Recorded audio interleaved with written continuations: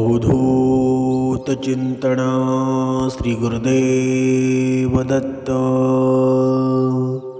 जय जय रघुवीर समर्थ, श्रीराम समर्थ।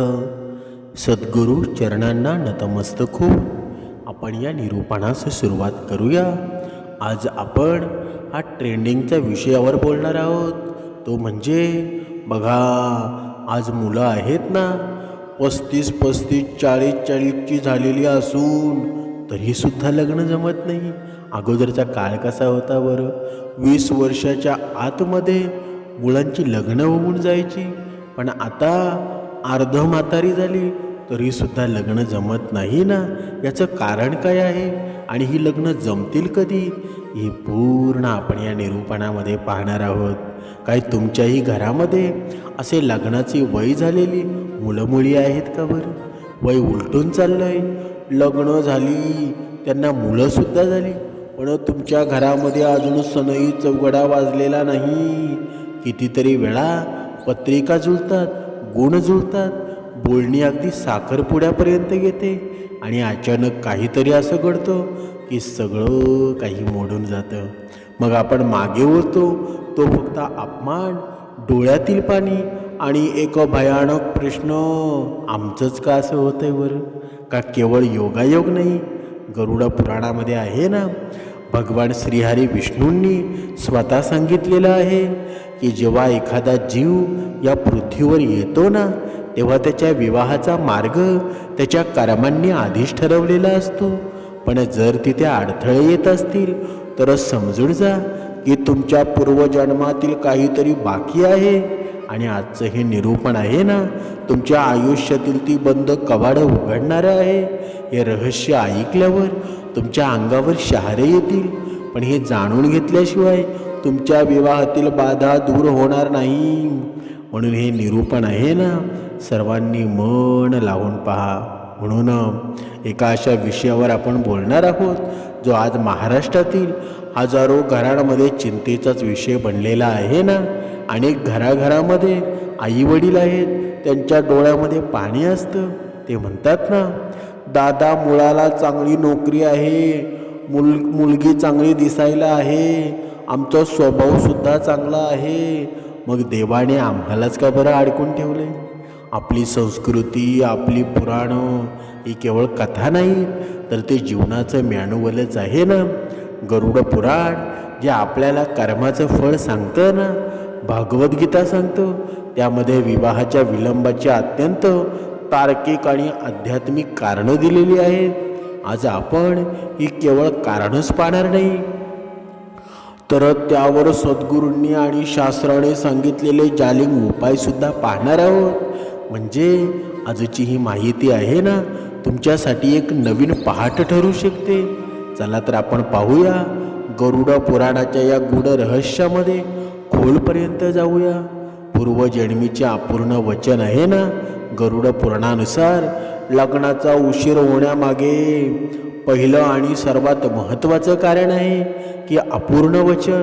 आपण या जगामध्ये पहिल्यांदाच आलेलो नाही, आपण हजारो जन्म झालेले आहेत। मागच्या एखाद्या जन्मामध्ये आहे ना, जर तुम्ही कुणाला विवाहाचं वचन दिलेलं असेल, कुणाला स्वप्न दाखवलेलं असेल आणि ऐनवेळी आपल्या स्वार्थासाठी किंवा घराण्याच्या प्रतिष्ठेसाठी ते वचन तोडलं असेल ना, तर त्या जीवाचा तळतळाट या जन्मी तुमच्या विवाह योगामध्ये बाधा आणू शकतो।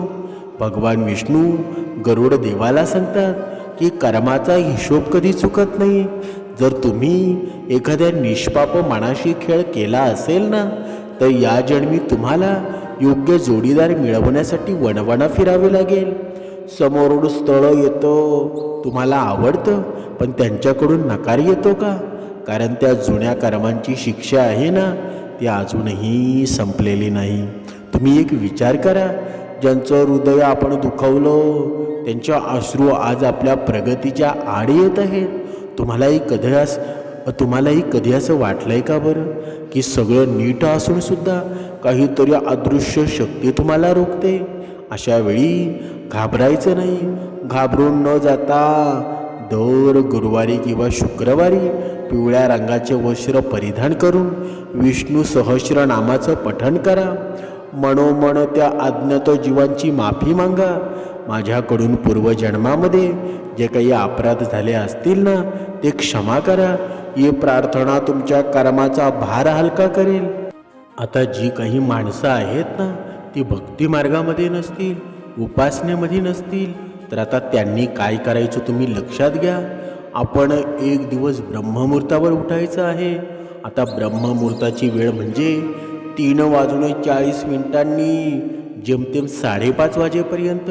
5:30 वाजेच्या नंतर आपण काही करायचं नाही आहे. या एवढ्या वेळेतच आपण जे काही आहे ना ते आपण करायचं आहे. आता जेव्हा आपण उठू ना तेव्हा सकाळी तेव्हा पहाटेच्या दरम्यामध्ये आंघोळ करून घ्या आणि आंघोळ केल्यानंतर आपल्या देव्हाऱ्यामध्ये बसा. देव्हाऱ्यामध्ये बसल्यानंतर बघा तुम्हाला आता एक मंत्र सांगतो. तो मंत्र आहे ना तुम्ही मनोमन तुमच्या घरामध्ये 108 मळ्यांची माळ असेल तो मंत्र तुम्ही 108 वेळा म्हणायचा आहे. तो मंत्र बघा. ओम नमो भगवते वासुदेवाय. 108 वेळा 7 दिवस ही उपासना करायची आहे, ती सुद्धा ब्रह्ममुहूर्तावर.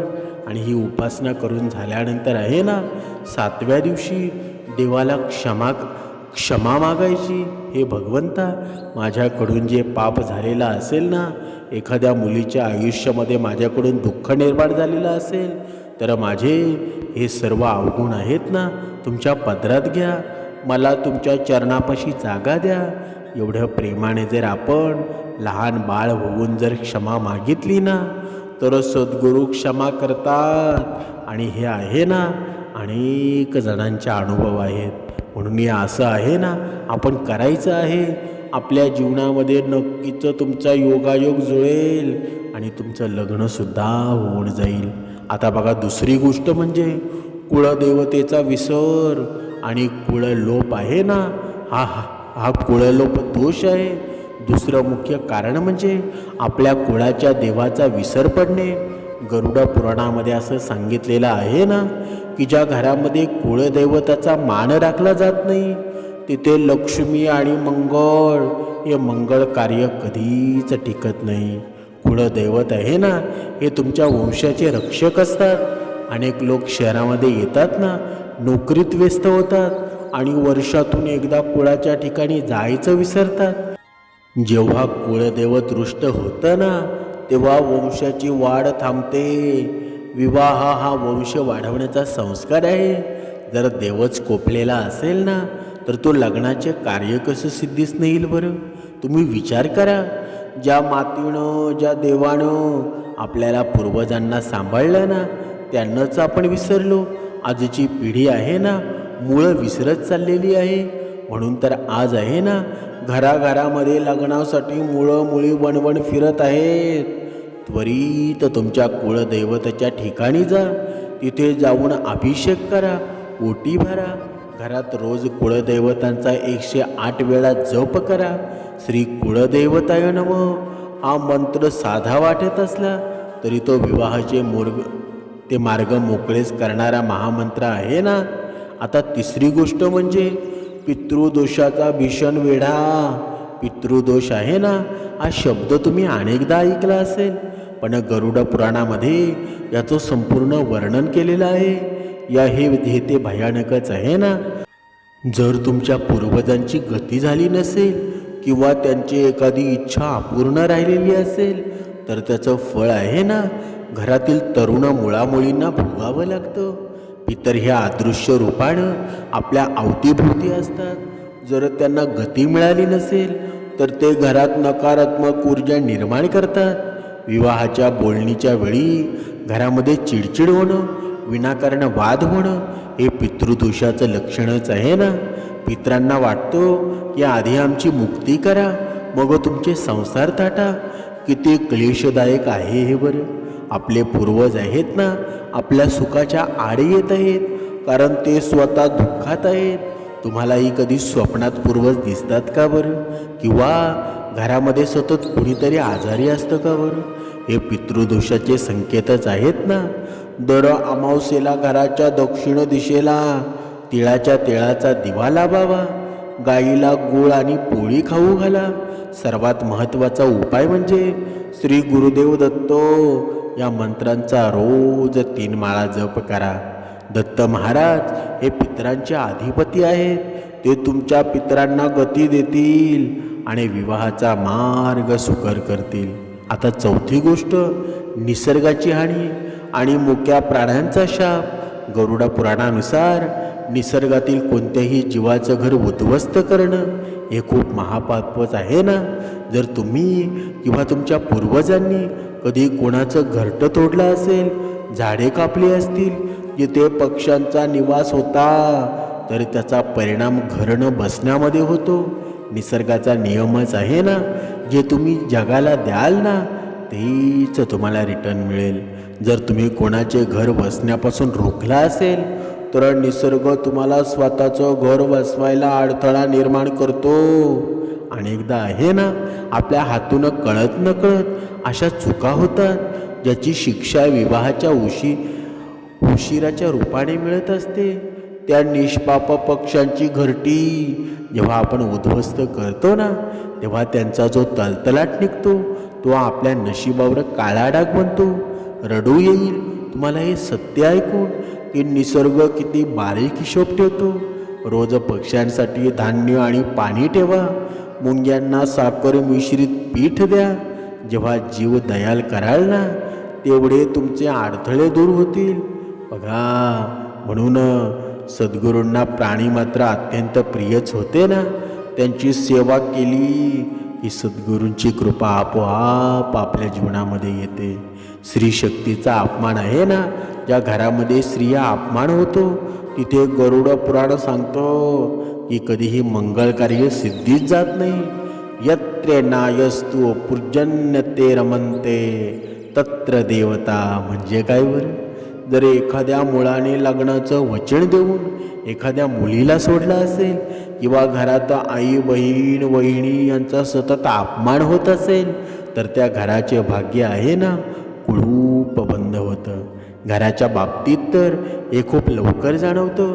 स्त्रियांच्या डोळ्यातील पाणी हे शाप बनून लग्नाच्या पत्रिकेवर बसतं ना.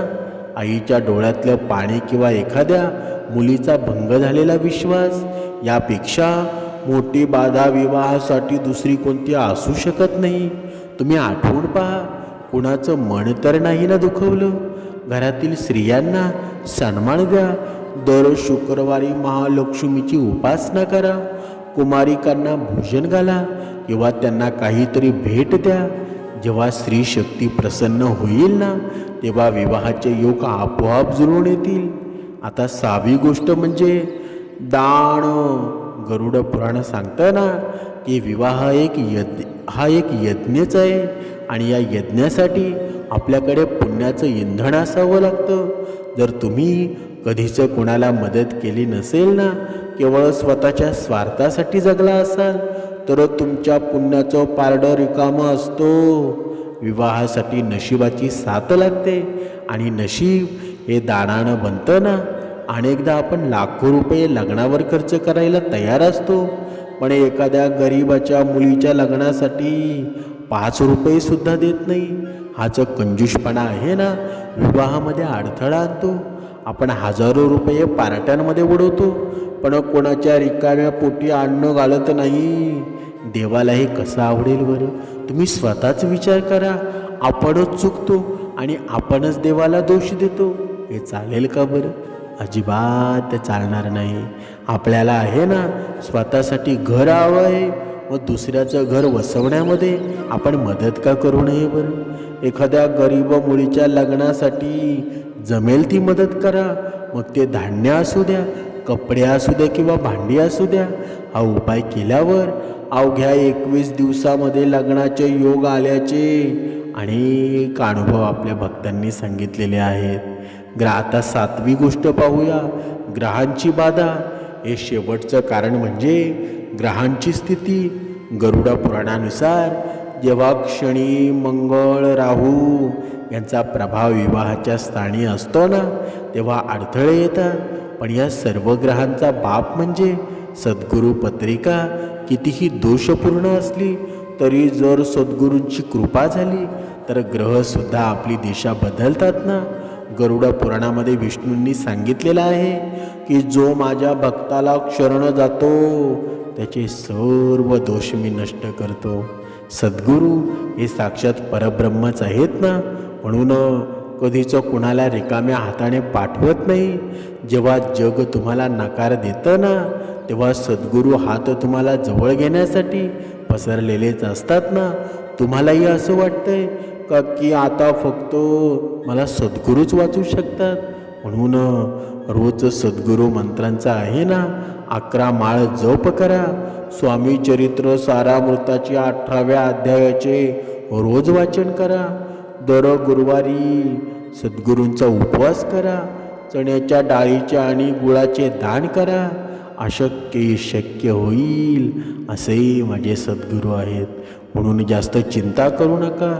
याच्यातला या 7 उपायांमधला एक जरी उपाय केला ना, जर तो अगोदर मी सांगितलेला उपाय होता ना, ब्रह्ममुहूर्तावर उठून ओम नमो भगवते वासुदेवाय नमः, ओम नमो भगवते वासुदेवाय या मंत्राचा जर तुम्ही जप केला ना तर तुम्हाला 21 दिवसाच्या आतमध्ये याचं फळ मिळेल. नक्कीच तुमचं लग्न जमेल. अवधूत चिंतन. श्री गुरुदेव दत्त.